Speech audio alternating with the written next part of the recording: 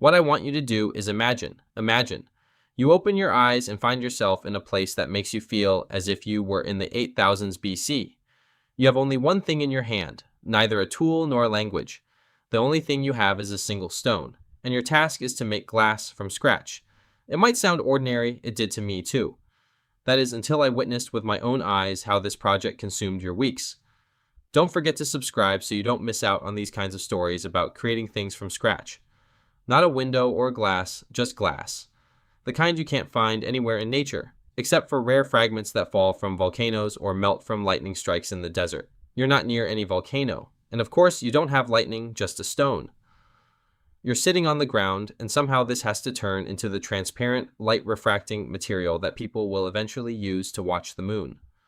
There's no shortcut here. Besides, you don't have enough time left to look for one anyway. You spend your first days just like everyone else. You learn what's harmful and what's harmless, and you build a shelter by breaking branches. You learn how to make fire. You take 2 sticks in your hands and rub them together until your hands are sweaty, and eventually you have a fire you've lit with your own hands. You guard that fire as if it were the only thing keeping you alive. But to be honest, it is one of the things keeping you alive. Here's the part no one knows. Glass doesn't start with a brilliant idea. It begins when you get lazy about your campfire. You're tired of gathering stones every night to build a fire circle, so you reuse the same stone circle over and over. Sand works just as well to compact the base, so you spread some along the edges too. Weeks go by. Depending on the wood, the wind, and just how dry everything is, some nights the fire gets hotter than others. And one morning when you wake up and look around to see if there's anything salvageable, you notice something that shouldn't be there. A small hard lump, smooth, glistening in the light. Neither stone nor sand, it's somewhere in between. It's as if the earth had started to melt, but then changed its mind, leaving it just like this. You pick it up and examine it. It's cooled down, but you can tell it was very different just a few hours ago. If I asked you what you're holding, you'd be at a loss for words because you don't know what it is. But what you're holding is, in fact, glass. Accidental, primitive, and on the verge of swallowing up the next part of its existence. What people haven't yet grasped has become an obsession for you. You can't get it out of your head. You start testing every fire you've lit. Some nights nothing comes of it. On other nights, though, you find another small glass-like piece of earth among the embers. And eventually you realize there's a pattern. It only appears in places where there's sand.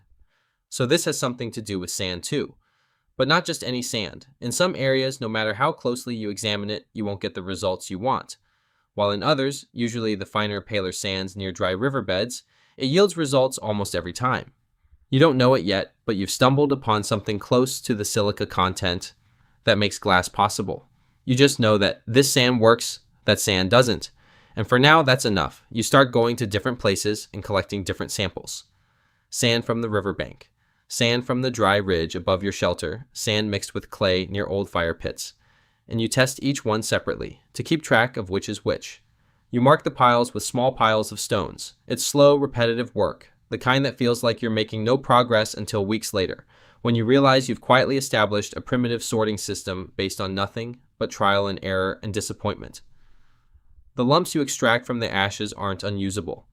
When they break, they shatter into pieces with edges far sharper than anything your stone tools can produce. You test one of them on a piece of leather. The best flint cuts through your skin even more easily than your own cutting tool. You begin deliberately breaking these glass shards to make cutting edges, scrapers, and even primitive arrowheads. For a while, this becomes your entire project. Not a window or anything transparent, just the sharp shards emerging from your fire pit. But if you're aiming for more, you may need to stop relying on lucky nights. You start experimenting with your fire setup. A simple open flame only reaches a certain temperature and loses most of that heat to the open air. So an idea comes to mind, and you take action. You fill the base with a thicker layer of sand than before and keep the fire burning longer and at a higher temperature than ever before. Of course, you can't get it right on the first try. You go through dozens of failed attempts. Fires that die out too soon, stone walls cracking from the heat. So many mistakes, but you don't give up.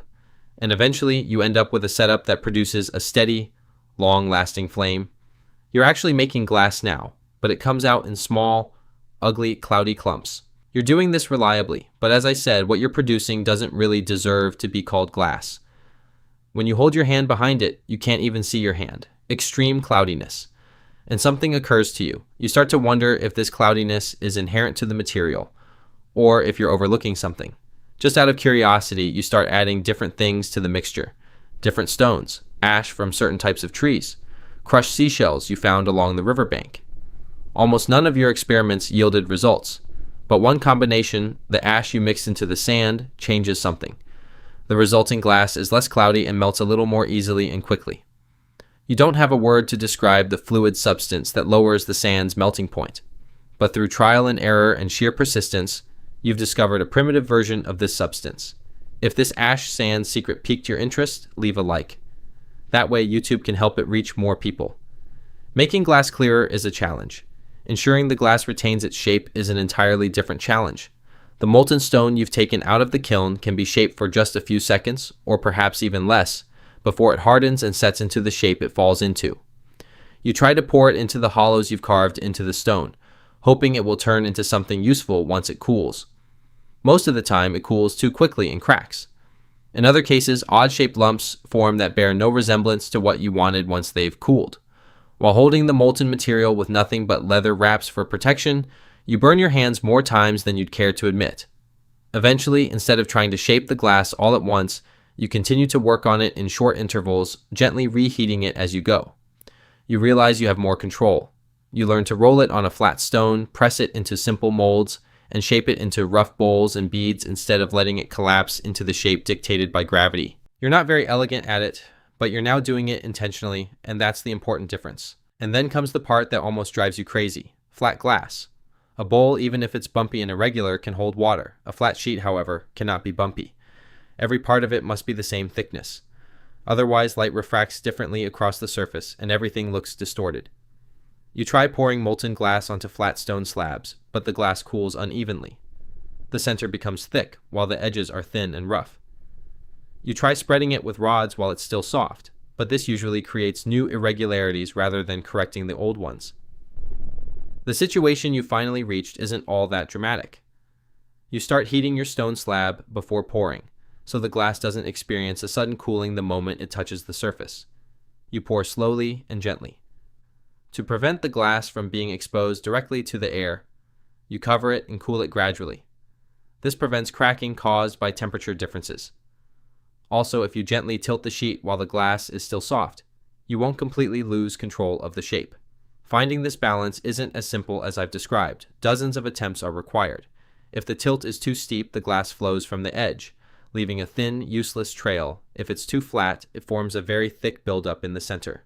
A few sheets that make it through the process are still rough, but one of them is thin, pale, and surprisingly smooth. It reflects the fire's light in a way unlike anything you've ever made before. You hold it up toward the sky.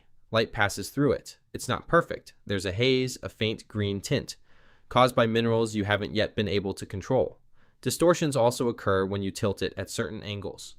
But now you can see clearly you finally created a functional piece of glass, one you achieved by refusing to give up after all those failures.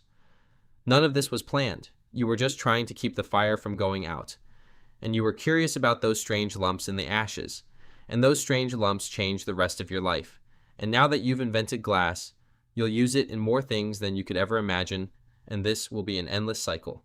If you're wondering how to make a telescope out of a stone, don't miss the previous video. I'll be waiting for you there.